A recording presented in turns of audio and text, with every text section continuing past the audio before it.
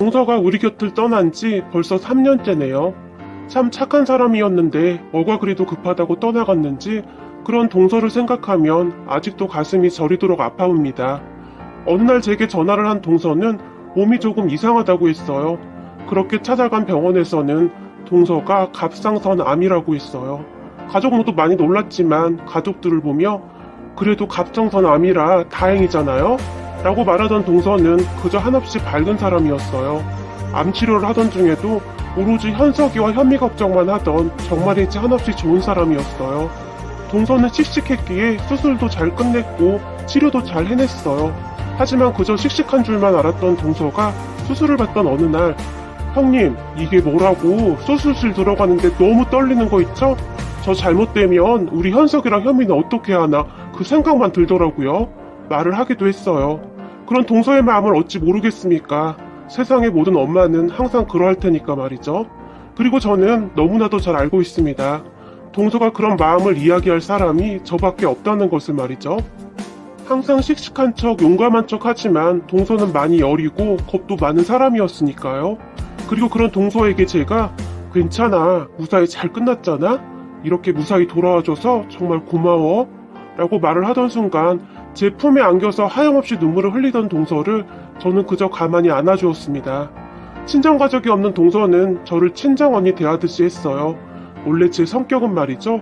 찔러도 피 한 방울 나지 않을 것이다 라는 소리를 듣고 살던 그런 성격이었어요. 그러한 제 성격은 부모님의 영향을 받았는데요. 우리 부모님은 두 분 다 교사 출신이세요. 부모님은 공부를 정말 잘해서 수제 소리를 들을 정도였다고 해요. 물론 대학도 정말 좋은 대학을 졸업했고요. 그런 부모님은 오빠와 제가 공부를 못하는 것을 용납하지 않았어요. 그러니 우리에게는 오로지 1등밖에 없었어요. 2등은 절대 용납되지 않았으니까요. 오빠는 그런 부모님의 기대에 어긋난 적이 없었어요. 항상 1등을 놓쳐본 적이 없었으니까요. 하지만 저는 컨디션에 따라 성적이 들쑥날쑥했어요. 그래봐야 1등, 2등이긴 했지만 1등만을 인정하는 부모님에게는 수치일 수밖에 없었어요. 그런 환경 속에서 자라다 보니 감정을 드러내지 않는 것이 익숙했어요. 항상 완벽해야 했으니 감정보다는 이성적으로 행동을 해야 했으니까요. 그런 부모님 덕분에 저는 대학도 좋은 학교를 졸업했고 남편도 저와 같이 꽤 좋은 대학을 나온 사람이에요. 그렇게 괜찮은 회사에 입사를 하게 되었고 그곳에서 남편을 만나 결혼도 했고요. 남편은 학벌이나 직업 모두가 부모님이 만족할 만한 그런 사람이었으니까요. 다만 한 가지 부모님이 조금 마음에 들어 하지 않는 부분이 있었는데 그건 남편 동생 부부 그러니까 서방님과 동서였어요. 서방님과 동서는 우리보다 먼저 결혼을 한 상태였어요. 서방님은 지방에 있는 대학을 졸업하고 직업도 중소기업을 다니고 있었거든요. 거기다 동서는 집안 형편 때문에 대학을 가지 못했다고 했어요.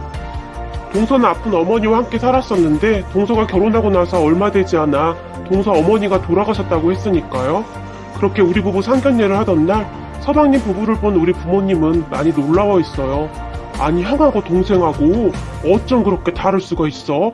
아빠가 못마땅하다는 듯이 말을 했고 그러니까요. 생긴 것도 정말 많이 다르잖아요.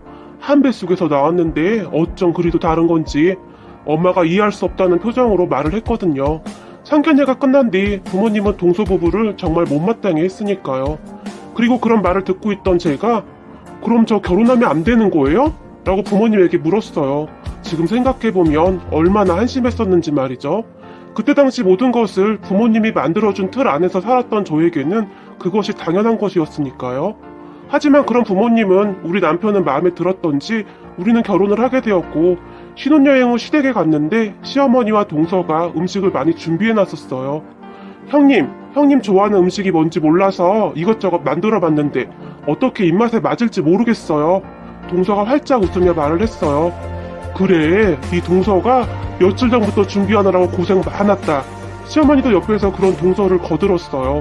그런 시어머니에게 네 고맙습니다 라고 정중하게 인사를 했어요. 한참 뒤에 동서가 그때 제 표정과 말투를 표현하기를 형님 그때 저는 형님이 로봇인 줄 알았어요 라며 깔깔거리고 웃기도 했으니까요. 제 성격은 그랬어요. 굉장히 까칠하고 딱 할 말만 하는 그런 사람 말이죠. 하지만 동서는 저와는 정반대였다고 보시면 될 것 같아요. 항상 깔깔깔거리며 웃었고 정이 참 많은 사람이었어요. 처음에 그런 동서의 모습에 제가 참 많이 놀랐었는데요.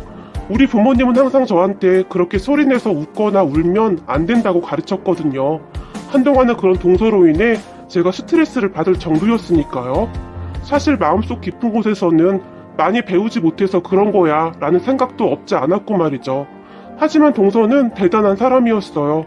그 로봇 같기만 하던 저를 점점 변화시켰거든요. 결혼 후 얼마 되지 않아 뱃속의 아이가 그만. 아무리 로봇 같은 저였지만 산부인과에서 괜찮다고 했었는데 어느 날 갑자기 그렇게 되어서 너무 무섭고 어찌해야 할지를 모르겠더라고요.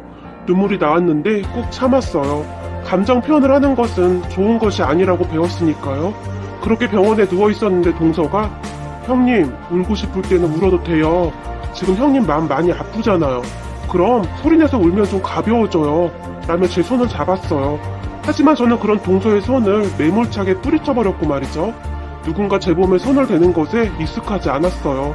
그때까지 동서는 저에게 남이었으니까요. 하지만 동서는 놀라지 않고는 저도 한번 그런 경험이 있어서 형님 마음이 이해가 돼서 그래요. 저는 엄청 울었거든요. 근데 형님은 참 이상해요. 지금 형님 눈에 눈물이 가득한데 그것이 나오지 않게 하려고 노력하는 사람 같아요.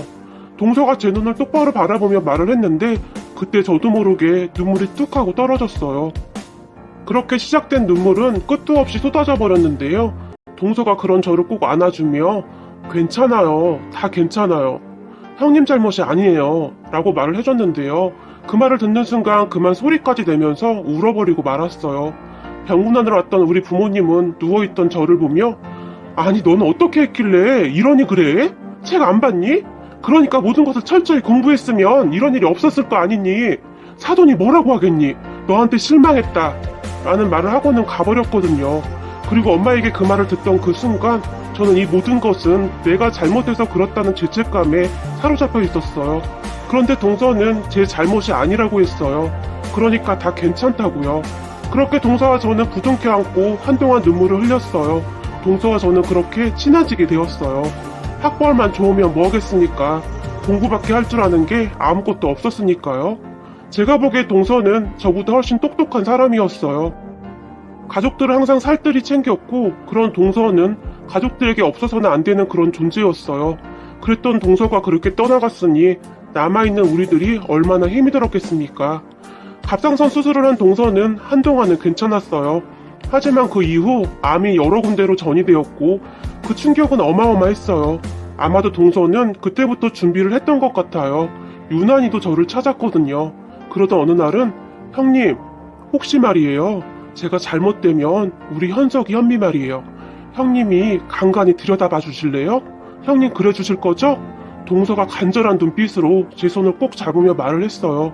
그런 동서를 보며 싫어. 동서가 해. 동서 엄마잖아. 무조건 이겨내야 해. 알겠지? 현석이 현미 봐서라도 그런 말 하지 마. 나는 못해. 안 할 거야. 그 순간 저도 모르게 동서에게 어리광을 부리듯이 그렇게 말을 했어요. 형님 당연히 이겨낼 거예요. 하지만 혹시라도 말이에요. 그러면 형님이 그래주세요. 자주는 아니더라도 간간이라도 꼭 그래주세요. 형님 부탁할게요. 제가 믿고 부탁할 사람이 형님밖에 없어요. 그 순간 동서는 울음을 참지 못하고 눈물을 터뜨려 버렸어요. 그런 동서를 보며 억장이 무너진다는 것이 이런 것이구나 라는 생각을 처음으로 해본 것 같아요. 하지만 동서는 그 이후에도 암을 이겨내기 위해 참 많이 노력했어요. 저는 그때쯤은 회사를 그만뒀는데 조카들도 챙겨야 했고 이래저래 할 일이 참 많았어요. 무엇보다도 그때 당시에는 그저 동서를 살려야 한다는 그런 생각밖에 없었어요. 회사에 사표를 냈다는 말을 들은 우리 엄마가 네가 제정신이니? 그 좋은 자리를 왜 그만둬? 너는 도대체 생각이 있는 거니 없는 거니? 라고 노발대발했지만 엄마 내 인생이야. 내가 알아서 해. 라고 말을 했는데 아마도 제가 태어나서 처음으로 우리 엄마의 말을 거역한 것이 아니었나 싶네요. 저는 그때쯤 제 인생을 돌아보게 되었거든요. 그리고 무엇보다도 저는 제 직업 자체가 싫었어요. 단지 부모님이 하라고 해서 했던 것일 뿐 항상 맞지 않는 옷을 억지로 입고 있는 그런 기분이었어요. 그걸 깨닫게 해준 것도 동서였고 말이죠.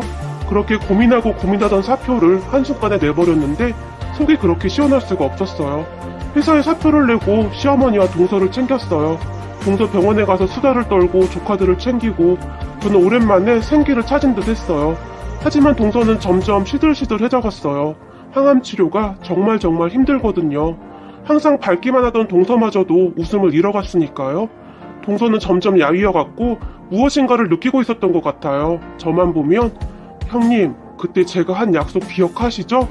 우리 현석이 현미 라며 말을 잊지 못하기도 했으니까요. 그러던 어느 날 동서가 제 손에 작은 열쇠 하나를 쥐어주며 형님 제가 믿을 사람이 형님밖에 없어요. 형님도 알다시피 제가 친정에 있는 것도 아니고 형님밖에 믿을 사람이 없어요. 라며 눈물을 글썽거렸는데요. 우리 집 옷장 첫 번째 칸 맨 밑에 이불을 치우면 상자가 하나 있을 거예요. 형님이 잘 보관했다가 현석이 현미 결혼할 때 전해주세요. 그리고 엄마가 정말 많이 사랑했다고, 엄마가 항상 함께 있다고 꼭 좀 전해주세요. 동서는 말을 채 잊지 못하고 눈물을 쏟았어요. 동서 제발 이러지 마. 동서가 이러니까 나 무서워. 제가 덜덜 떨리는 손으로 그런 동서를 꼭 끌어안았는데요. 형님이 우리 형님이라 저는 참 좋았어요. 라며 다시 활짝 웃었어요. 동서는 너무나 착했던 사람, 그저 생각만 해도 눈물이 나는 그런 사람이었어요. 동서는 그렇게 얼마 후 눈을 감았어요. 눈을 감는 순간에도 동서는 저에게 아이들을 부탁했어요. 제가 뭐라고, 정말 부족한 저에게 동서는 너무나 큰 숙제를 남기고 떠나갔어요. 그리고 저는 그런 동서와의 약속을 지키기 위해 참 많이 노력 중입니다. 조카들이 외롭지 않도록 항상 챙기고 있어요. 이미 친정가족들과는 거리를 두고 살고 있었고 저도 외로운 건 마찬가지였기에 조카들과 저는 서로 의지를 하며 살고 있었어요. 다행히 조카들은 저를 참 잘 따랐어요. 조카들은 무슨 일만 생기면 저를 찾았어요. 사실 저희 집에 와서 자고 간 적도 한두 번이 아니었으니까요. 친정 가족들은 그런 저를 보며 모질이라고 하기도 했지만 제가 조카들만 돌보는 것만은 아니었어요. 저도 조카들에게 많이 배우고 있었거든요. 그러다 어느 날 서방님이 재혼을 하겠다며 지금의 동서를 데리고 왔어요. 동서는 결혼을 했다가 아이 없이 이혼을 했다고 했는데 치장하는 것을 굉장히 좋아하는지 화장부터 옷까지 정말 어마어마했어요. 사실 저는 처음부터 인상이 좋지는 않더라고요. 하지만 서방님은 이미 마음을 굳힌 것인지 재혼을 하겠다고 했고요. 시부모님들도 정말 마음에 안 들어했지만 그리 우겨대니 방도가 없더라고요. 다만 우리 남편만이 현석이 현미는 어떻게 할 건데 같이 키우겠다는 거야? 라며 불만 섞인 목소리로 물었어요. 그 말에 서방님은 당연하지 내 자식인데 내가 키워야지 라며 큰 소리를 쳤고 말이죠. 그렇게 서방님은 재혼을 했어요. 둘 다 재혼이었기에 우선 혼인신고는 하지 않고 살고 있었어요. 그런데 문제는 서방님이 재혼을 한 뒤로는 조카들을 자주 볼 수가 없었어요. 동서가 그렇게 싫어했나 보더라고요. 저는 그저 조카들이 걱정될 수밖에 없었는데요. 그런 저를 보던 남편이 너무 그렇게 관여하면 기분 나쁠 수도 있어. 그러니까 약간은 거리를 두고 살아야지 라며 말리기도 했어요. 남편의 말이 틀린 말이 아니었기에 저도 노력을 했는데요. 정말 이상했던 것이 조카들한테 전화조차도 잘 오지 않았어요. 하루가 멀다 하고 전화해서 쫑알쫑알 대던 조카들이 조용해서 제가 전화를 했는데 전화를 안 받더라고요. 그래서 어느 날은 서방님한테 전화를 해서는 서방님, 현석이랑 현미가 전화를 안 받는데 무슨 일 있는 거 아니죠? 제가 물었지만 형수님이 자꾸 그러니까 애들이 형수님만 찾아서 애들 엄마가 많이 힘들어해요. 형수님 마음은 잘 알겠는데 이제 애들 엄마도 있는데 조금만 이해 좀 해주세요. 라는 말을 했어요.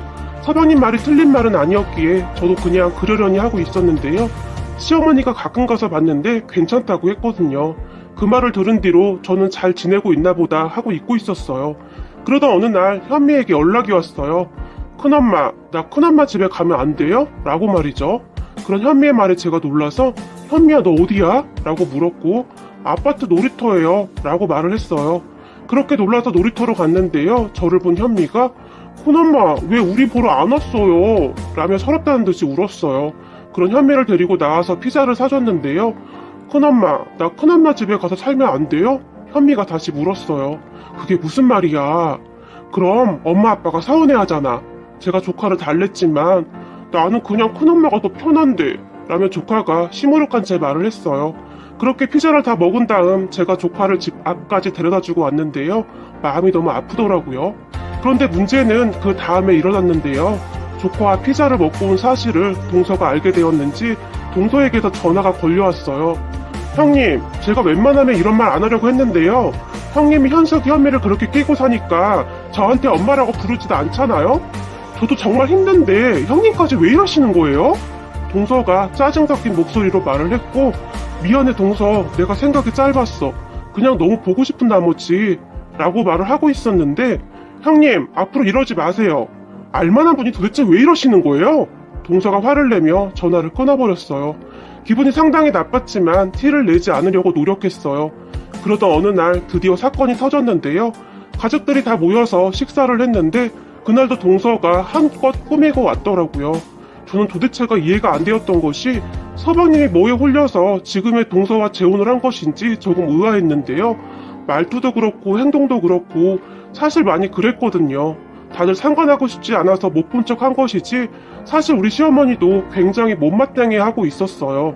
그런데 그날 식사를 하는데 조카들이 제 옆에 딱 붙어서 같이 밥을 먹었어요. 둘째 현미가 김치를 위에만 먹고 이파리를 잘 못 먹어요. 그래서 고기나 그런 것들을 좀 잘게 잘라줘야 잘 먹어요. 그래서 저는 아무 생각 없이 현미에게 김치랑 갈비찜을 잘라주고 있었는데요. 그 모습을 보던 동서가 형님, 제가 그러지 말라고 했죠? 라며 소리를 질렀어요. 그 말에 제가 깜짝 놀랐는데요. 제가 알아서 한다고요. 도대체 왜 그러는 거예요? 다시 화를 냈어요. 동서 맘 알겠는데 이건 상당히 예의 없는 행동인 건 알고 있어? 제가 동서에게 말을 했고, 형님이 먼저 시작한 거잖아요. 아니, 고기 좀 잘게 잘라준 게 그렇게 잘못된 거야? 그럼 동서가 해주던지. 제가 말을 했어요. 그런데 제 말을 듣고 있던 현미가 그냥 다 먹어야 한대요. 근데 나는 그거 못 먹잖아요. 싫단 말이에요. 라며 동서를 째려봤어요. 너 지금 어른한테 뭐 하는 거야? 도대체 버릇이 왜 이렇게 없어? 동서가 말을 했는데 나는 큰엄마랑 살 거야. 현미가 제품에 안겨서 말을 했어요. 그 순간 식사가 엉망이 되었는데요. 동서가 가방을 들고 나가버렸거든요. 그 모습을 지켜보던 시어머니가 말하는 꼰세 하고는 이라며 혀를 찾고 말이죠. 그런데 그 뒤로도 동서는 참 예의 없는 행동을 많이 했어요. 그러다가 동서의 속마음을 시아버지에게 딱 들켜버렸는데요. 평소 조용하기만 하던 시아버지가 분노하게 되었거든요. 시아버지가 지인을 만나고 돌아가던 중 서방님네 아파트를 지나가게 되었나봐요. 손주들도 보고 싶고 해서 잠시 보고 가려고 집에 들렀나 본데 배를 누르니까 조카들이 나왔고 둘만 있는 거야? 라고 물었다는데 현미가 아니 방에서 자 라고 했던 모양입니다. 그렇게 들어간 서방님 집 주방과 거실은 난장판이었다고 하는데요. 주방 식탁에는 먹다 남은 맥주와 안주들이 난장판이었고 거실은 거실대로 난장판이었고 말이죠. 동서가 대낮부터 술을 먹고 뻗어 있었던 모양입니다. 그 모습을 보던 시아버지가 안 되겠다 싶었던지 조카들을 데리고 시댁으로 와버렸다고 하는데 잠을 자다 일어난 동서가 그 사실을 알게 되었고 아직 술도 덜 깬 상태에서 시댁까지 쫓아온 모양입니다. 거기다 차까지 몰고 말이죠. 그리고는 난리가 났었는데요. 말도 없이 집에 오시는 거 정말 잘못된 거예요. 시댁에 들어서자마자 동서가 큰 소리를 친 모양인데요. 그럼 대낮부터 술 처먹고 뻗은 건 잘한 거냐? 시어머니가 동서에게 퍼부었던 모양입니다.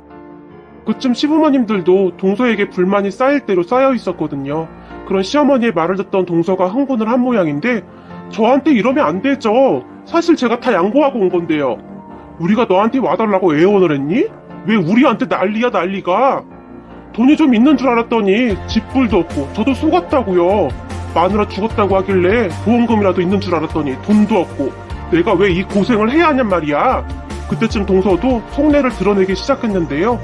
입 닥치지 못해? 이게 어디서 큰 소리야? 시어머니도 소리를 질러버렸다고 합니다. 그런데 그 모습을 지켜보던 시아버지가 주방에 가서는 시어머니가 밥을 하기 위해 쌀을 씻고 있었다는데 그 쌀이 들어있던 그릇을 가지고 와서는 동서에게 확 끼얹어 버렸다고 해요. 그리고서는 옛 나 이거나 먹고 술이나 깨 라고 하면서 말이죠. 제가 좀 전에도 말했듯이 우리 시아버지는 평소에도 정말 조용한 분이세요. 얼마나 화가 났으면 그랬겠습니까.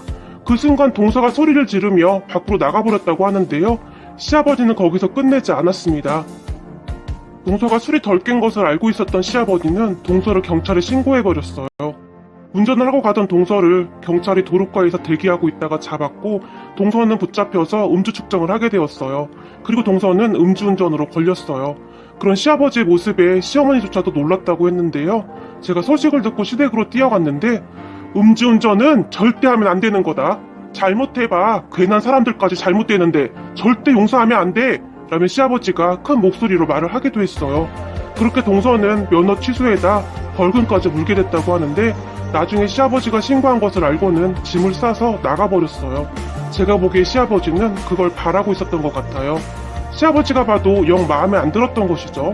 그런데 아직 혼인신고도 안 하고 있었기에 적당할 때 내쫓은 것 같아요.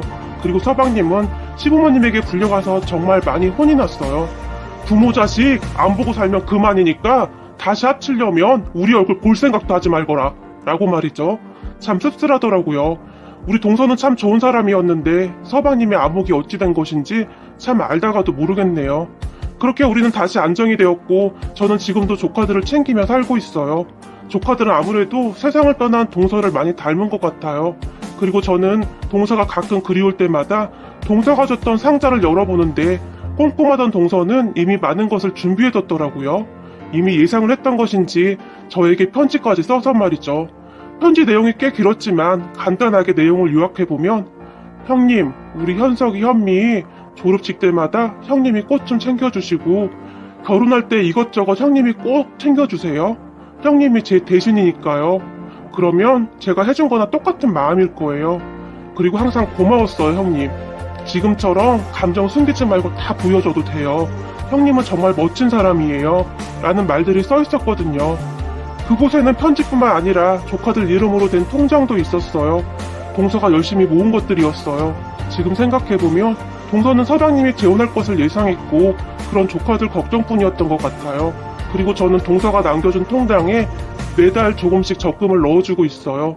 우리는 형편이 넉넉하니 그 정도는 괜찮으니까요.